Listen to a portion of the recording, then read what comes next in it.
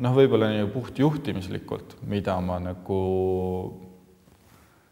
peaks oma järeltulijale edasi andma, on ikkagi see, et kuulata neid inimesi, kes siin majas on kauem olnud ja kes toodavad tulemust.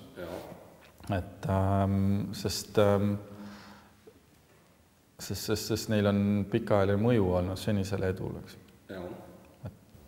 Kas on veel mõni printsiip või on see peamine, muu juba iseenesest mõistetav? Ma arvan, et ma küll ei taha nagu midagi konkreetset öelda, aga ma arvan, et kes iganes sellel postil on, kui ta selgeks teeb endale selle rolli, mis selles töös on, mitte ainult ülesanded ega ka põhimõtted, vaid see roll, mida sa selles ametis võtad, et see endale selgeks teha on äärmiselt oluline.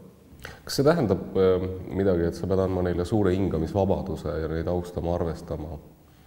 Ma ei arva ju, et inimene, kes 13 aastat on töötanud, on juhitav inimese poolt, kes paar aastat on juht olnud või 5 aastat. Otseselt ju ikka mitte. Ma arvan, et seal ei ole, hingamisruum on võib-olla siuke belletristiline asi, aga sa pead kindlasti võtma teda võrdse partnerina.